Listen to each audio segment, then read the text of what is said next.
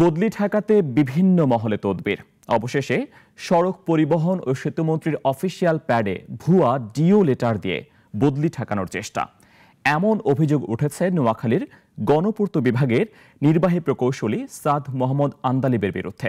তার বিরুদ্ধে ঘুষ, দুর্নীতিসহ সরকারি কাজে ব্যাপক অনিয়মের অভিযোগও রয়েছে। নোয়াখালী থেকে মোহাম্মদ সোহেলের তথ্য ও ছবি নিয়ে ডেস্ক রিপোর্ট। গণপূর্ত বিভাগ নোয়াখালীর নির্বাহী প্রকৌশলী সাদ মোহাম্মদ আন্দালিবের বিরুদ্ধে ঘুষ, দুর্নীতি সহ সরকারি কাজে ব্যাপক অনিয়মের অভিযোগ ওঠে। অভিযোগের প্রেক্ষিতে গত ২০ মার্চ গণপূর্ত অধিদপ্তরের প্রধান প্রকৌশলী মোহাম্মদ শামীম আক্তার স্বাক্ষরিত এক প্রজ্ঞাপনে নোয়াখালী থেকে সাদ মোহাম্মদ আন্দালিবকে ফেনী গণপূর্ত বিভাগে বদলি করা হয়।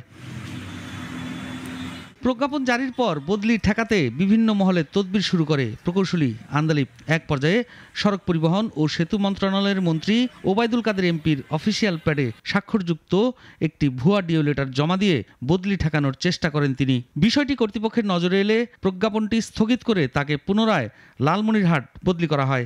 আমার কাছে অর্ডার আছে, আমার কাছে অর্ডার মতো চলি। এই তো শুনে এর বাইরে তো কিছু জানা আমার ডিও লেটার আসলে মন্ত্রী মহোদয় বা এদিকে মন্ত্রীর প্যাড ও স্বাক্ষরযুক্ত ডিও লেটার ভুয়া বলে নিশ্চিত করেছেন সেতুমন্ত্রীর প্রেস, সড়ক পরিবহন ও মহাসড়ক বিভাগের যুগ্ম সচিব গৌতম চন্দ্র পাল। আমরা যখন জেনেছি যে গণপূর্ত মন্ত্রণালয় এরকম একটা ডিও লেটার দিয়েছে, জানার পরে আমরা সাথে সাথে আমরা বলেছি যে না, এই ধরনের ডিও লেটার স্যার কখনো দেন না। তারপরে যখন আমরা কপি পেলাম তখন আমরা আবার নিশ্চিত হয়ে আবার আরো ভালোভাবে বললাম যে এটা আমাদের। এই ধরনের অনৈতিক কর্মকাণ্ড যারা করেছে যাচাই বাছাই করে তাদের বিরুদ্ধে ব্যবস্থা নেওয়ার কথা জানিয়েছে কর্তৃপক্ষ। নাগরিক নিউজ ডেস্ক।